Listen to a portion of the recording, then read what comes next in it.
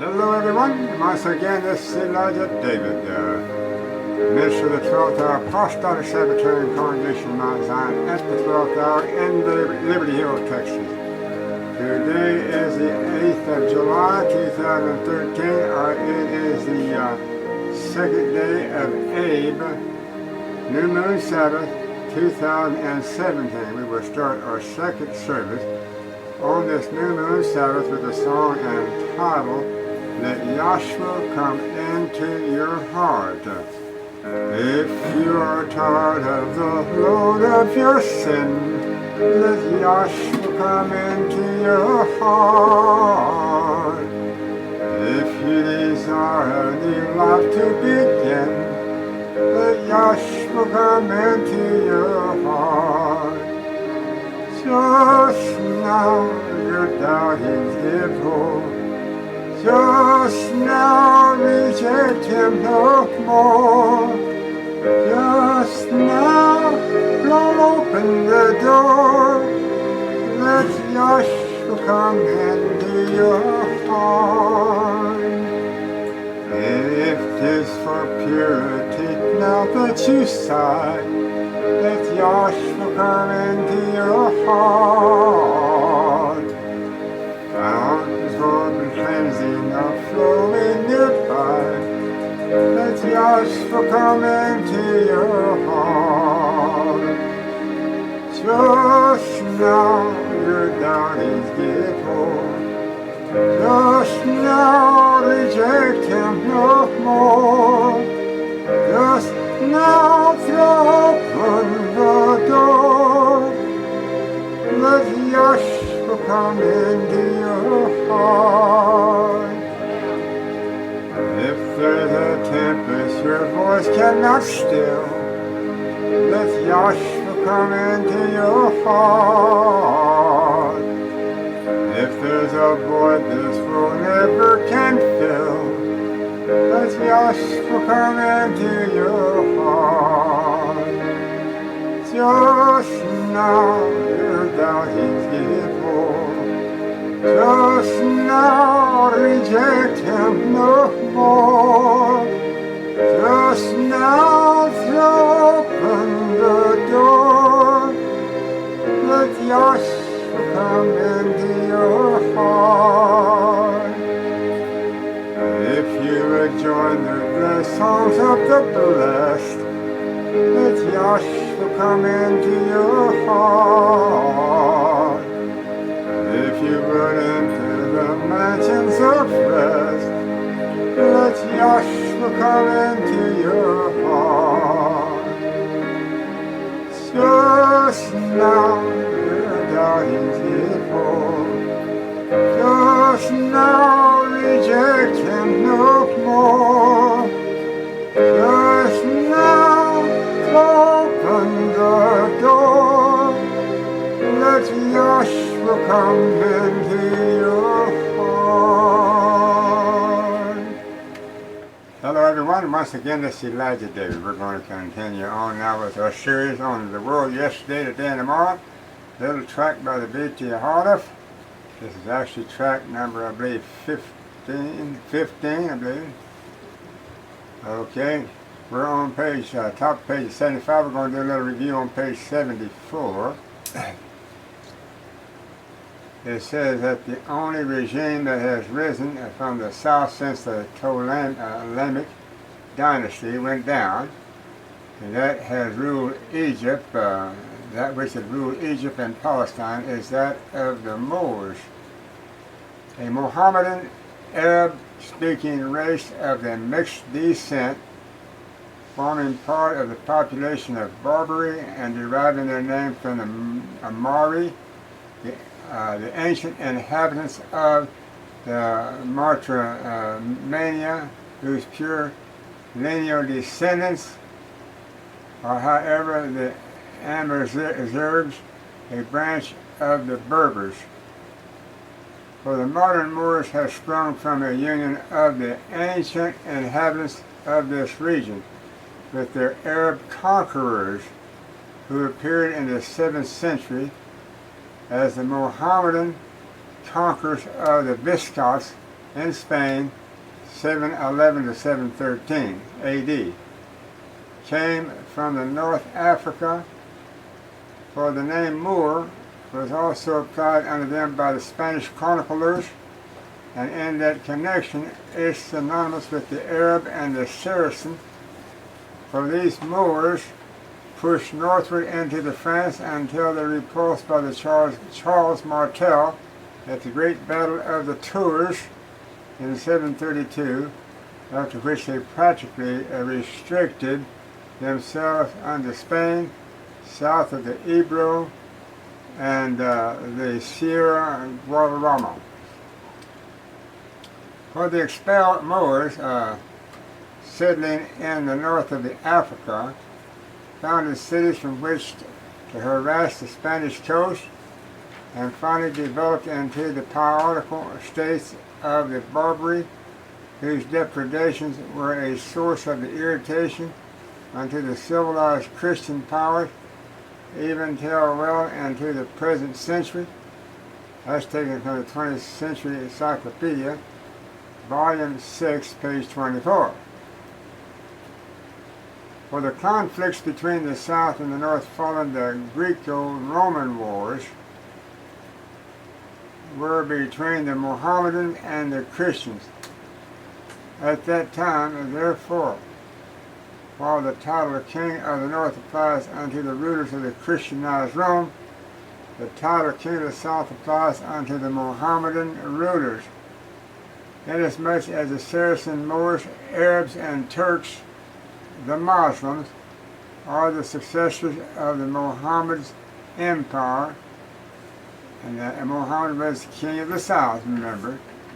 In the different regimes, we herein, for the sake of the brevity, use the name Mohammedans for all, as if they were one regime.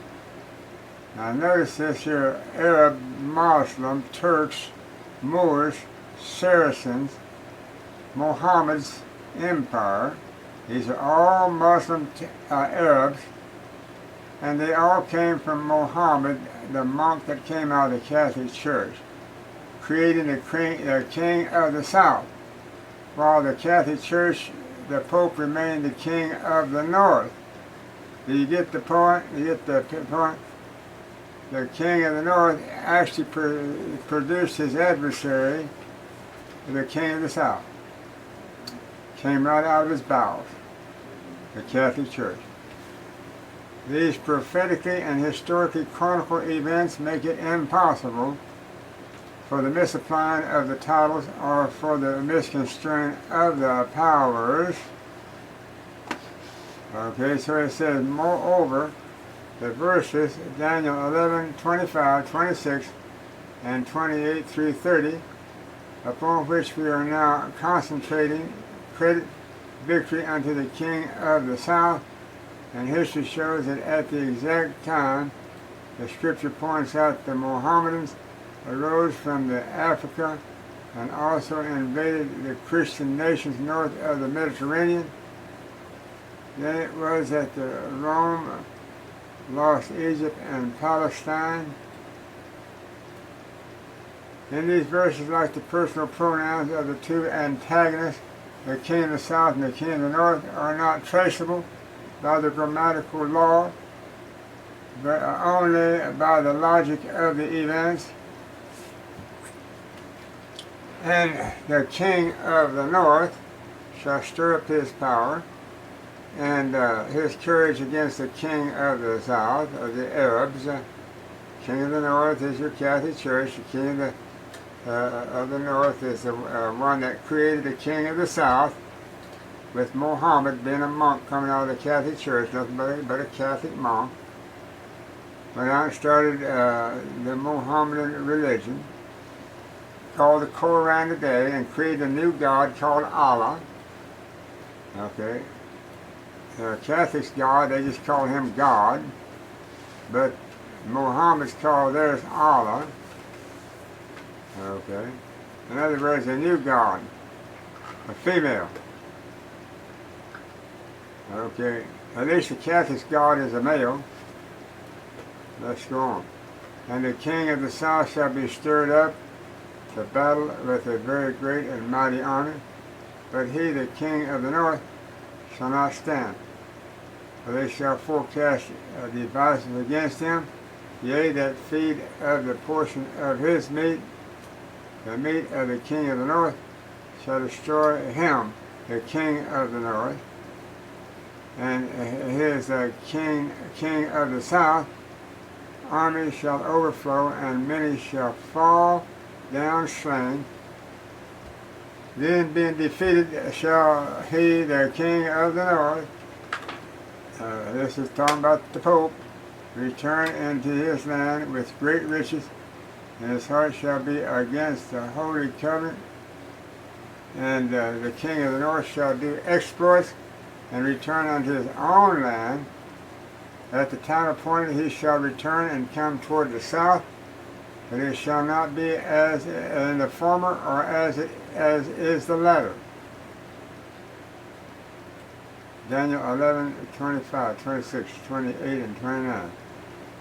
Though he, that's personal pronoun, of the Daniel 11, 28, returns unto his land with the great riches, he did not take them as booty from the king of the south, whose army overflowed him and caused many to fall down slain, not to stand, in other words, Daniel 11, 26.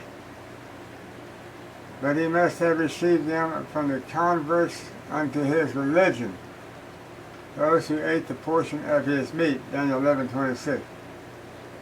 For his servants and who later on destroys him were at the outset the Protestants.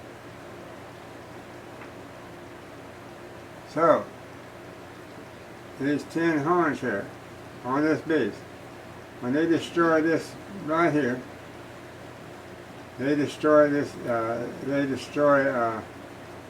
this beast here, which made this image to here. So in essence, when you destroy this woman in a lake of fire, that's over here in another place. When you destroy it in a lake of fire, oh, okay. Right here. When she's destroyed in a lake of fire at the beginning of, right at the end of this 12th parabolic hour we're in right now. Here's this woman right here. Here she is right here. Here she is right here. Just see the head and the neck of her. You see this little this beast right here? Okay. So that's that beast, that nondescript beast, pagan Rome. Babylon is pagan Rome too, same thing. They're all pagan infidels, heathen. Okay. So it says, let's read that again. Though he of the Daniel 11:28 returns unto his own land with great riches, he did not take them as the booty from the king of the south, whose army overflowed him and caused many to fall down slain, not to stand. Daniel 11:26. Verily he must have received them from the converts unto his religion, those who ate the portion of his meat, Daniel 11:26. For his servants and whose later destroy him were at the outset the Protestants. Okay. So when did the Protestants start destroying him? Martin Luther, 1500 AD, come out of the Catholic Church. He was a Catholic monk. Okay, with the Reformed doctrine righteous by faith in the blood of Yahshua, Romans 1:17 and Habakkuk 2:2. Okay. As he of the Daniel 11:29 returns at the appointed time and comes toward the south, he is therefore the king of the north, gone down for another battle. These are the particulars which history confirms, and thus it is seen that the bracketed identification of the pronouns is correct. For the western incursion of the Mohammedans began in 639 AD. Okay. And when they invaded the country and Egypt became a Mohammedan province, that's the Arabs, that's the king of the south, the New Student's taken from the New Student's Reference book, thus following the Ptolemaics and the Mohammedans, whose rule was the second southern regime, came into the title of King of the South. There it is, right there. By 814 A.D., Rome, the king of the north, had already ceded unto Egypt and Palestine. No, had already ceded Egypt and Palestine unto the Mohammedans, unto the king of the south. Okay. For the conscience dominating Christianity from the north and conscience dominating Mohammedanism from the south have ever since been in the territorial and religious conflict, in which every one took a slice of the other's dominion. He forced upon penalty of death for the nonconformity, for his religious beliefs upon his captives.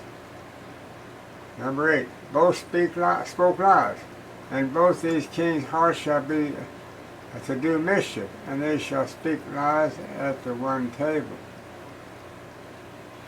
But it shall not prosper, for yet the end shall be at the appointed time. Daniel 11:27. For the one table at which both kings speak is figurative, that is, of the ecclesiastical Rome. Okay, that's Catholic.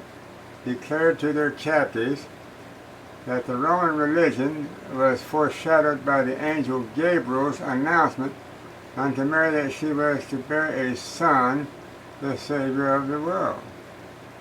Likewise, Mohammedanism next declared unto the same people, these are your Arabs, at the same table when they became their captives, that the angel Gabriel appeared unto Muhammad and gave him the religion which all the people of the earth must have, and that's Muslim.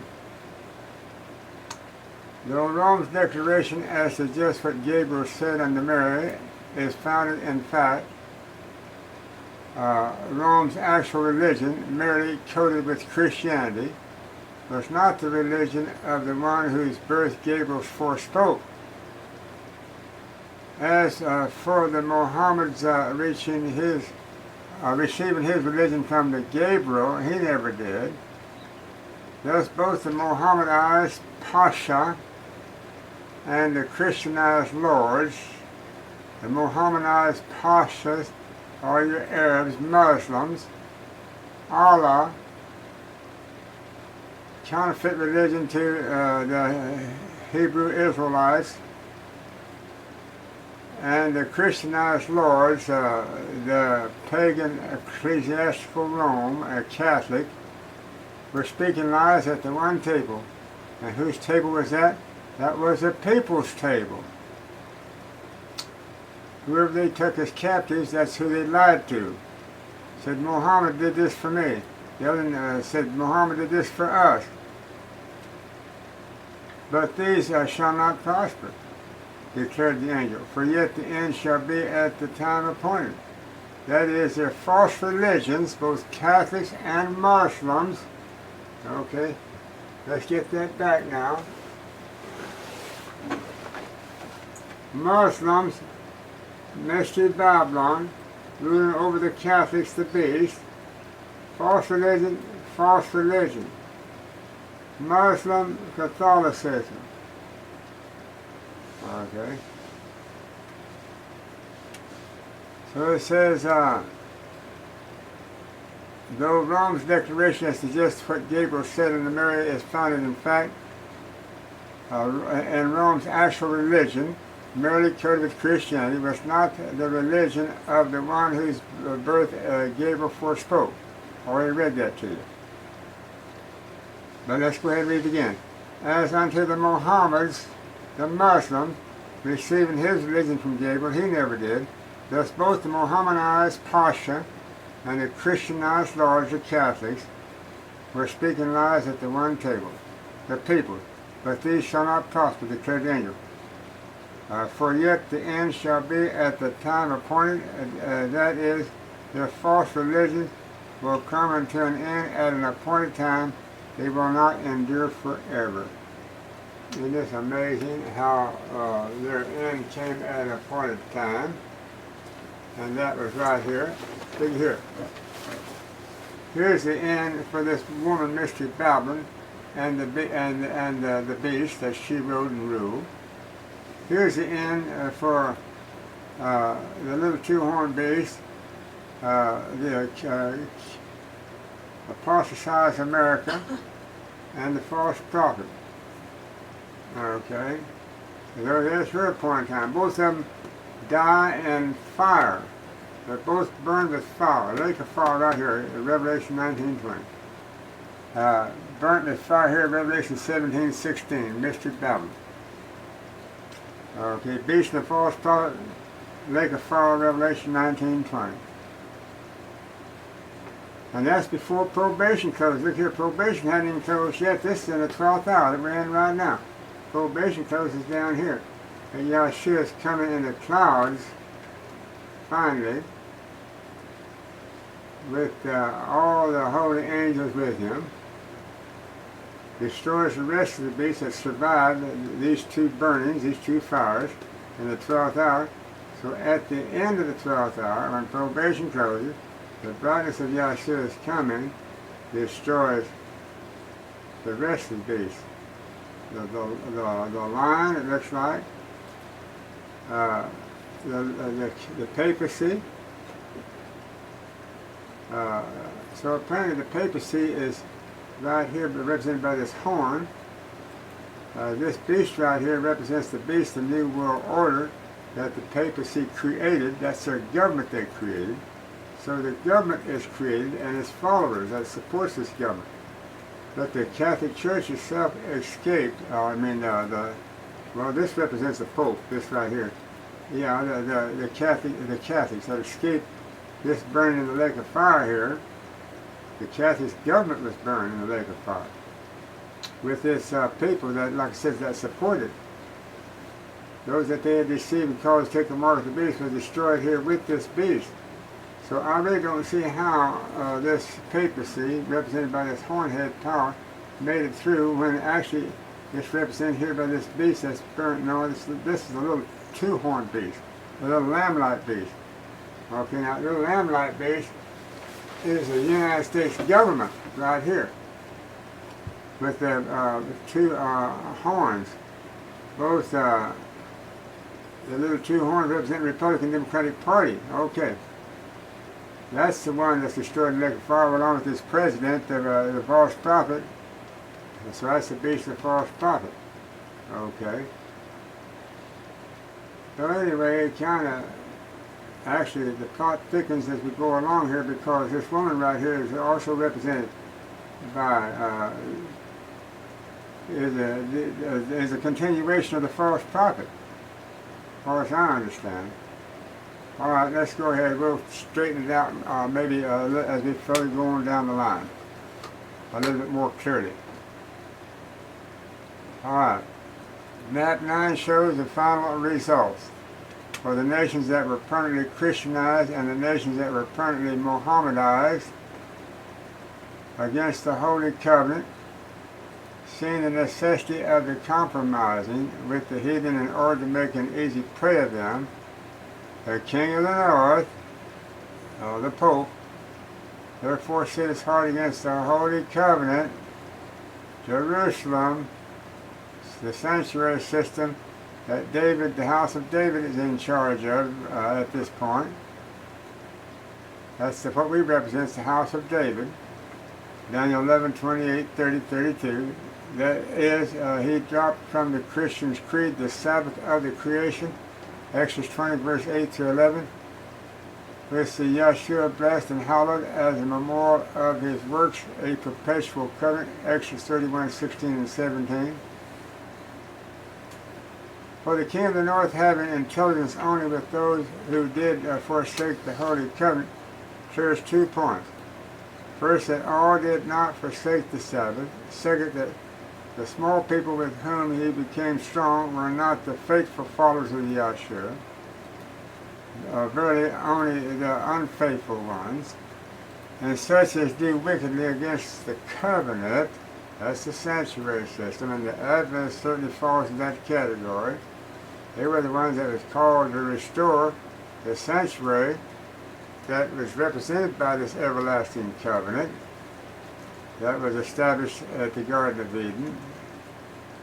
But instead, they turned against it so they could be counted like the Catholic Church as being against the Holy Covenant. Shall he corrupt by flatteries, but the people that do know their Elohim shall be strong and do exploits, Daniel 11:32. Okay, for this verse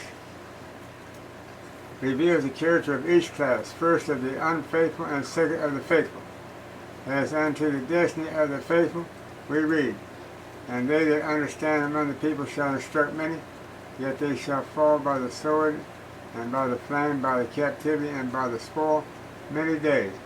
Now when they shall fall, they shall be holpen with a little help. But many shall cleave unto them with the flatteries, Daniel 11:33 and 34. For these verses, besides foreshadowing the martyrdom of the faithful followers of Yahshua, predict the Reformation, the little help, and foretell that its present fallen state is caused by the flatteries. Okay? To loose the sanctuary takes away the daily. Who does this? The man of sin, the one who thought to change times and laws, Daniel 7:25, and that's the Pope of the Catholic Church, the man of sin, at that time. There's been other men of sin that have succeeded him. All right. And arms shall stand on his part, and they shall pollute the sanctuary of the strength, and shall take away the daily sacrifice, and they shall that these three links of the truth, the polluting of the sanctuary, the taking away of the daily, and the placing of the abomination in the prophetic chain of the events, bring us several centuries into the Christian era, is conclusively confirmed by the Yahshua referring unto them as in the future, from the time he uttered the command, when you therefore shall see the abomination of the desolation spoken of by Daniel the prophet, stand in the holy place, whoso readeth, let him understand. Then let them which be in the Judea flee into the mountain, Matthew 24:15 and 16. For a heathen sanctuary is already unclean, and therefore cannot be polluted. Clearly then the sanctuary of the strength, not the heathens, but that of the Israels, was polluted by the bringing into it a pagan priesthood and unconverted. So what happened in the first century? Pagan Rome Christianized the apostolic converts and paganized them. Okay, so it says, a pagan priesthood and unconverted heathen, for the sanctuary is of the apostolic congregation of the disciples and their Gentile converts. For during the period in which the pollution took place, there was no sanctuary in the Jerusalem, because that sanctuary had been destroyed in 70 A.D., so this has to be after 70 A.D. Concerning the daily, read tract number 3, the judgment and the harvest, page 38 and 39. So how about further on down here at 538 A.D. with the ecclesiastical Rome? That's who polluted the sanctuary and took away the daily, from 538 to 1798. That's the time period for that. Okay. Concerning the daily, read tract number 3, the judgment and the harvest. Okay, disregards of Elohim and the desire of women, or disregards a Yahweh and the desire of women. Okay. Neither shall he regard the God of his fathers, nor the desire of women, nor regard any God, for he shall magnify himself above all deities. Thus shall he do in the most strongholds with a strange deity, whom he shall acknowledge and increase with the glory, and he shall cause them to rule over many, and shall divide the land for gain. That's Daniel 11, 37, 39. No nation but Christianized Rome fulfills this prophecy, for she is the only one that disregards the God of her fathers, the pagan God, and acknowledged a strange God, the God of the apostolic believers in the first century, which the Greeks renamed as Christians. Okay, that is the Greek Jew. And although she professed to have wholeheartedly accepted the Christian's God, that's the apostolics, this scripture exposes the falsity of her profession. Neither shall he regard the desire of women, Daniel 11:37. Woman's desire is a home, Genesis 3:16, a desire which the Yahweh placed in her heart. For the Roman institution of the nunneries, therefore, is not in the Elohim's order. For the fifth regime of the north defeats the second regime of the south. And at the time of the end shall the king of the south push at the king of the north, Daniel 11:40. For the angel that dictated Daniel's writings explains that in the time of the end these prophecies were to be revealed, and that at that time many shall run to and fro, and knowledge shall be increased, Daniel 12:4. For the modern inventions, especially in the realm of the travel and of the communication, are recognized as the fulfillment of the predicted increase of the knowledge. For the present increase of the knowledge therefore shows that we are now living in the time of the end. At the beginning of it, declared inspiration in the 18th century, the king of the north shall push at the king of the south, the time in which the king of the north shall come against him, against the king of the south, like a whirlwind with the chariots, and with the horsemen, and with many ships, and he shall enter into the countries, and shall overflow and pass over. He shall enter also into the glorious land, and many countries shall be overthrown, but these shall escape out of his hand, even Edom and Moab, and the chief of the children of Ammon. He shall stretch forth his hand also upon the countries, and the land of Egypt shall not escape, but he shall have power over the treasures of the gold and of the silver, and over all the precious things of Egypt, and the Libyans and the Ethiopians shall be at his steps. Daniel 11:40-43.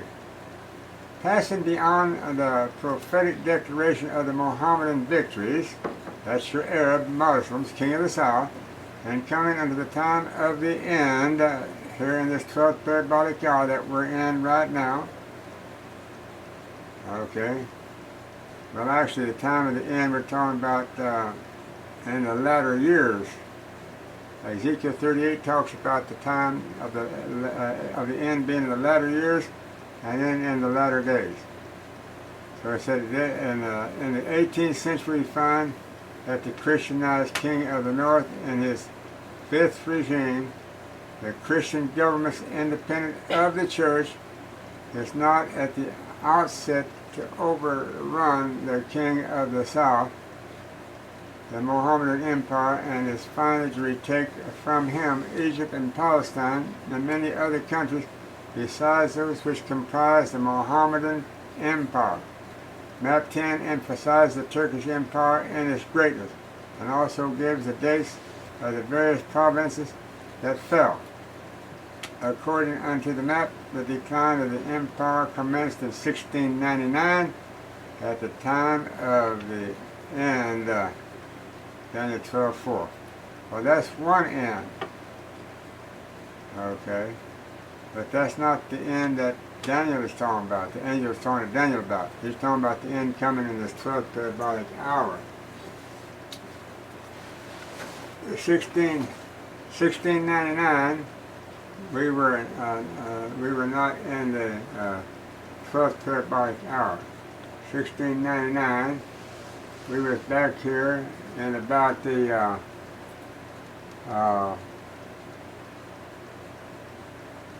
back here between the 4th and the 7th parabolic hour.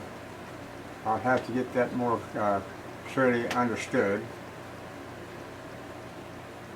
So it says until 1915.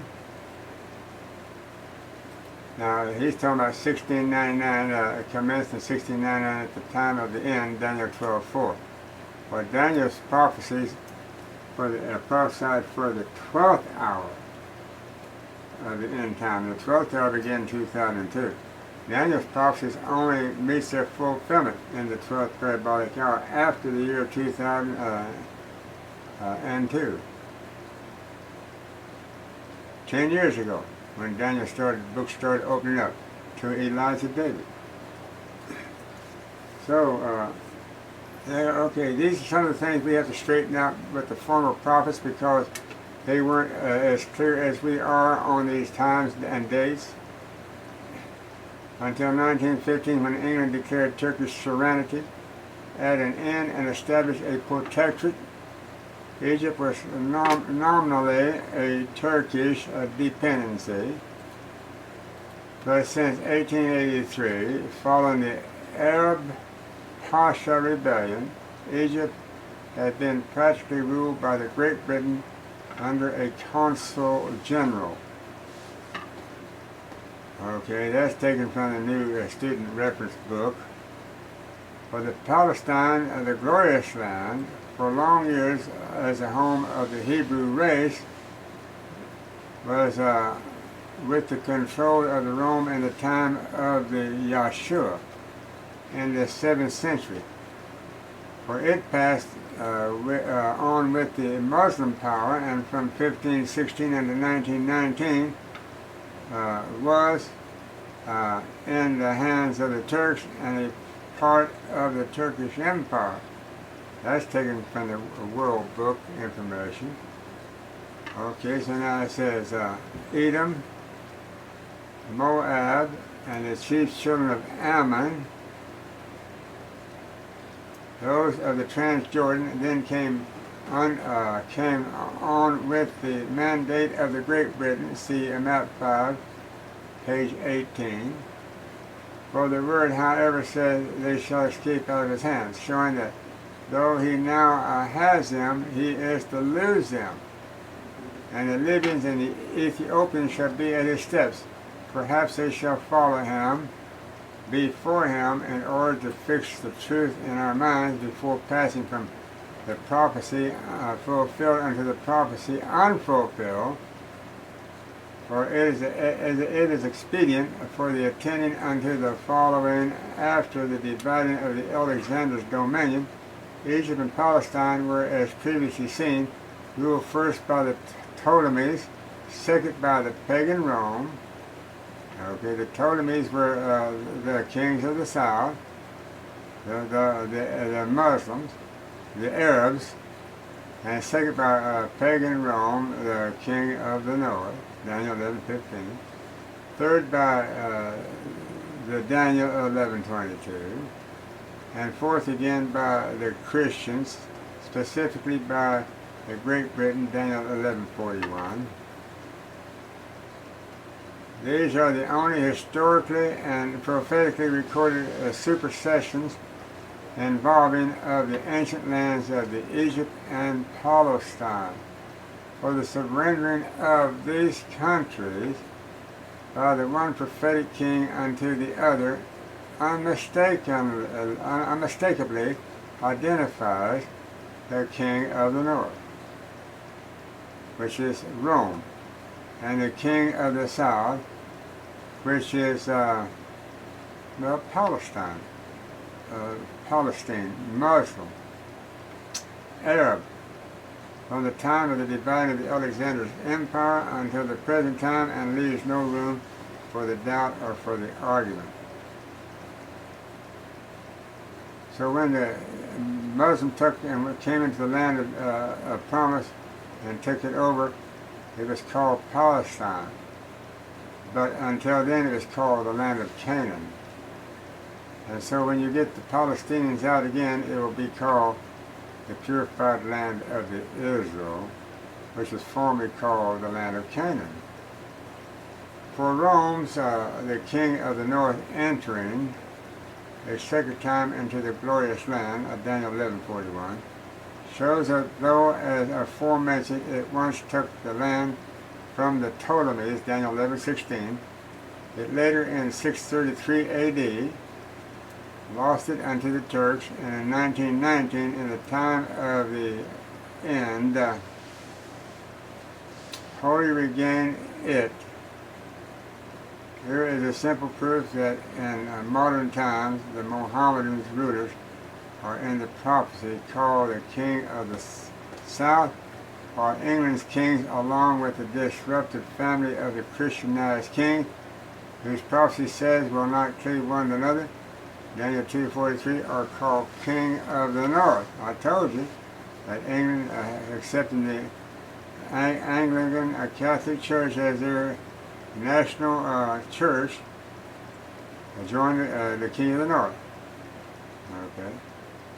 In her pagan period, Rome is symbolized by the great images, two legs of the iron, and in her Christianized period, by its feet and toes of the iron mixed with clay. Now we've had that image before, and so now we'll try to turn to that quickly if we can. And here it is right here.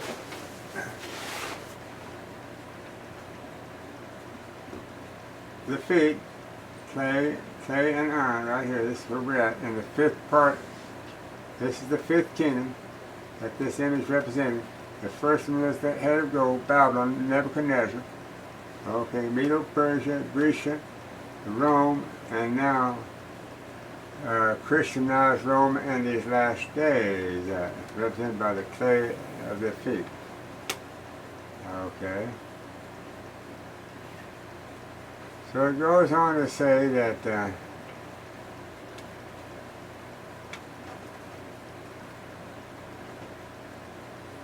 so in order to fix the truth in our minds before passing from prophecy, fulfill to prophecy unfulfilled. Okay, we've already had that. It says that the King of the North, Daniel 11:7, and that the little horn power having the eyes of a man and a mouth speaking great things. That's the Catholic Church. That's the Pope, the mouthpiece for that beast. Ecclesiastical Rome. And I guess we'll have to turn back to that again and have that handy for us here, if I can readily turn back to it. Okay, here we are.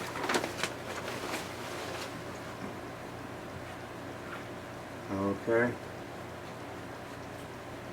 Well, actually, we need to do better than that.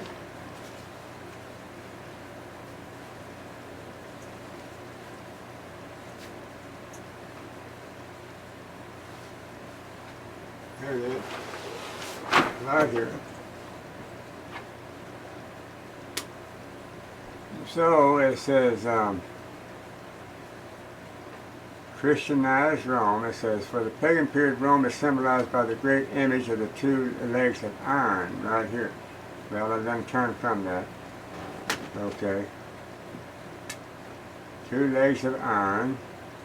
In her Christianized period, by its feet and toes of iron mixed with the clay, in the end time, that the King of the North, Daniel 11:7, and the little horn power having the eyes of a man and a mouth speaking great things, Daniel 7:25, are one and the same power, is again shown by the fact that the times and a half is the time given in both instances.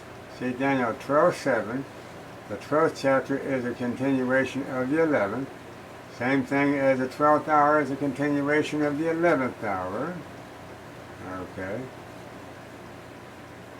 It is now clearly seen that the passing of the Egypt and Palestine from the hands of one people unto another is a key which has unlocked the mystery of Daniel 11, and the truth shining out with such resplendence makes exceedingly clear that the popular doctrines that Turkey is the King of the North and that England is the emerged kingdom of Israel are calculated by the spirit of the era so as to cause Elohim's people utterly to lose sight of the truth and to take their stand they know not where. declares war but not against the king of the south. So far in this chain of the events, each link has been a prophecy fulfilled. Rather, the verses which we are next to consider contain the links to the prophecy unfulfilled through the eye of the faith. Therefore, we are now to look into the future. But tidings out of the east and out of the north shall trouble him. Therefore, he shall go forth with great fury to destroy and utterly to make away many. Daniel 11:44.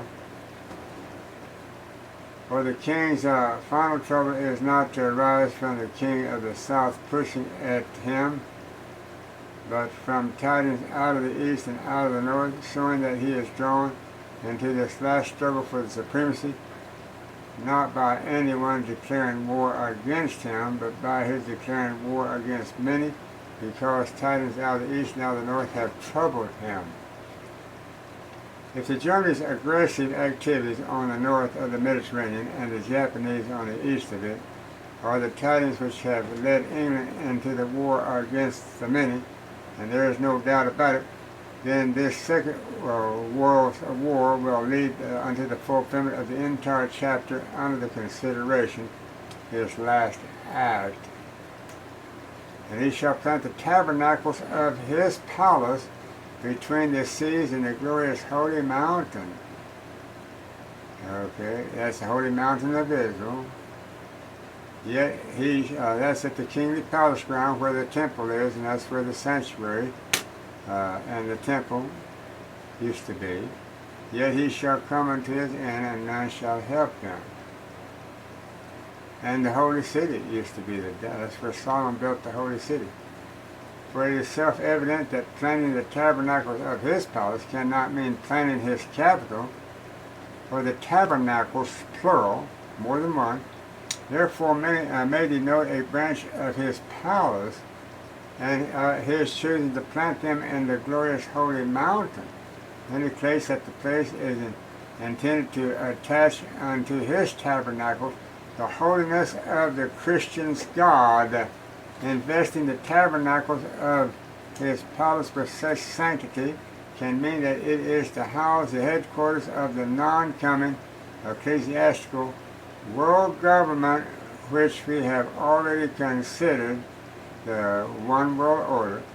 But one location, perhaps Mount Sinai, is between the seas. That's the Red Sea and the Mediterranean, okay?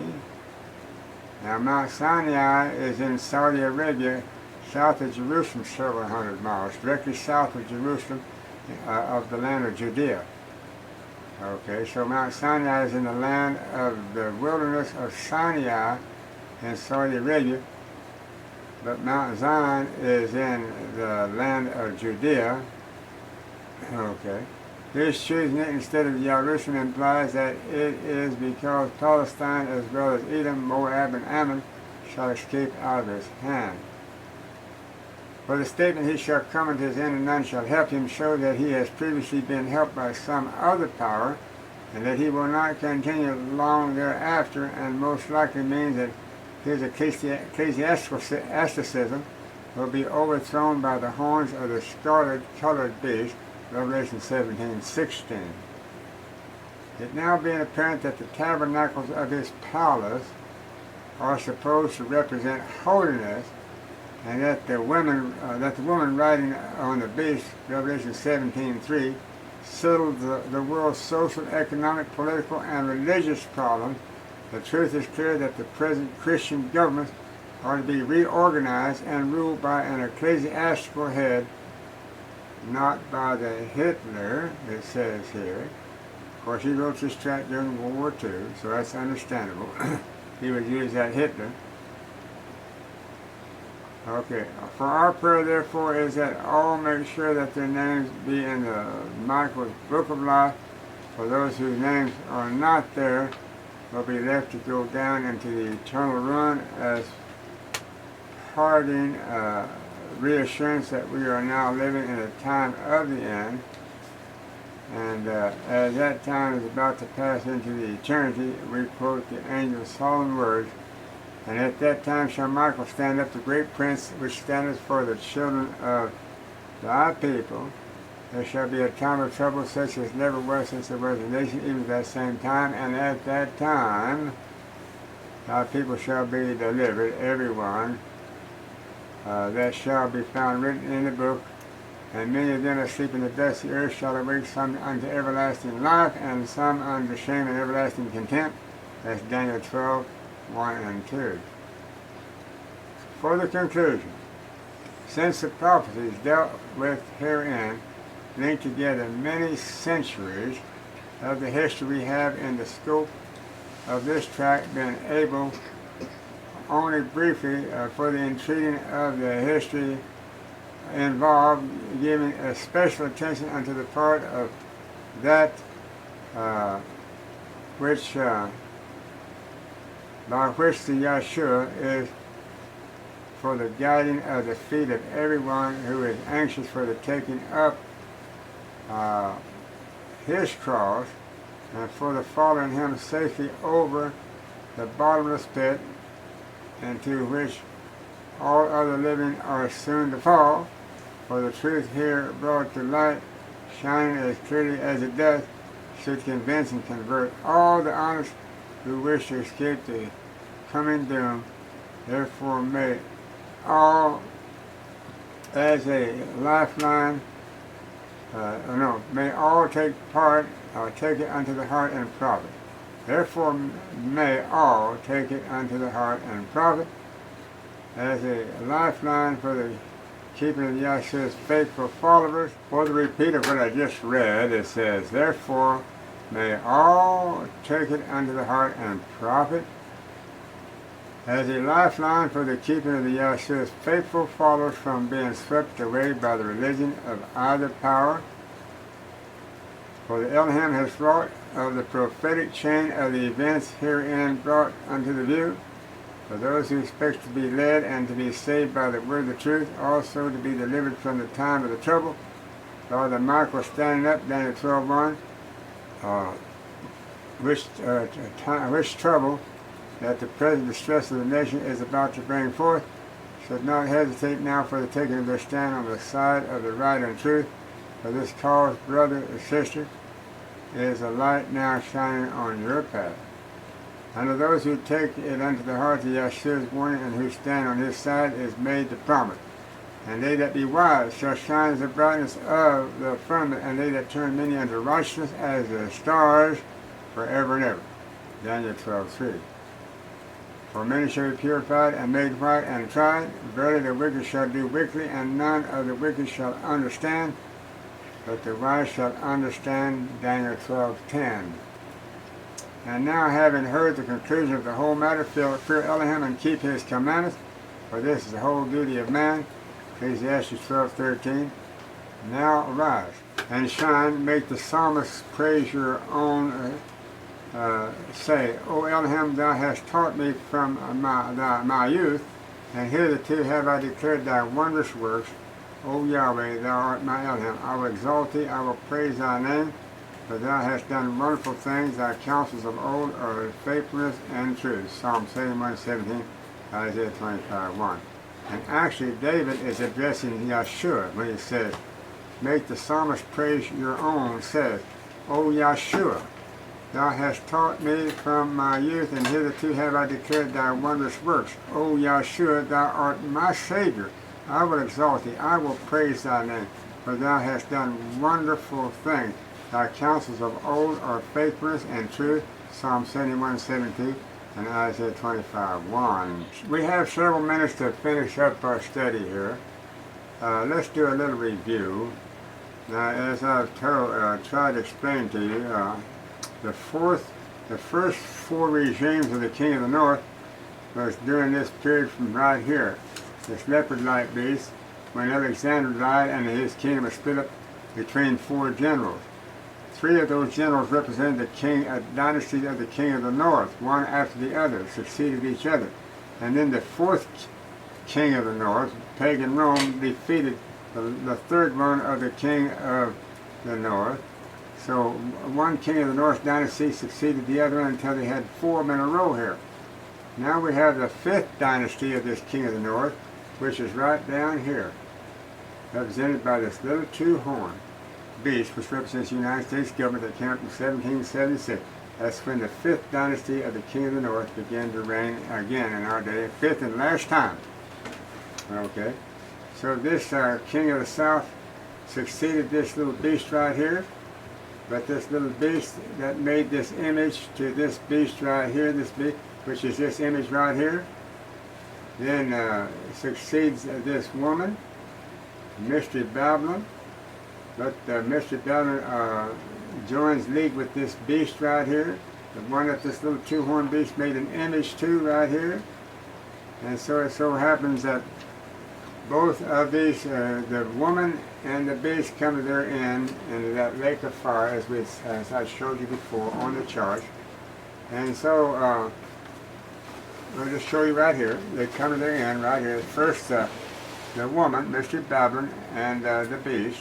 And next, the little two-horned beast represents the United States and the false prophet, the president, the man of sin, which is the ruler of the world, the man of sin, which is the president of the United States and also the president of the world at this time. So we are rocking along toward the end of our study for today. Let's just go ahead and wrap it up with the song entitled Precious Name. Take the name of Yahshua with you. Take the name of Yahshua with you, child of sorrow and of woe. It will joy and comfort give you. Take it then where you go. Precious name, oh how sweet, hope of earth and joy of heaven. Precious name, oh how sweet, hope of earth and joy of heaven. Take the name of Yahshua ever as a shield from every snare. If temptations round you gather, breathe that holy name in prayer. Precious name, oh how sweet, hope of earth and joy of heaven. Precious name, oh how sweet, hope of earth and joy of heaven. Oh, the precious name of Yahshua, how it thrills our souls with joy when His loving arms receive us and His songs our tongues employ. Precious name, oh how sweet, hope of earth and joy of heaven. Precious name, oh how sweet, hope of earth and joy of heaven. At the name of Yahshua bowing, falling prostrate at His feet, King of kings in heaven will crown Him when our journey is complete. Precious name, oh how sweet, hope of earth and joy of heaven. Precious name, oh how sweet, hope of earth and joy of heaven.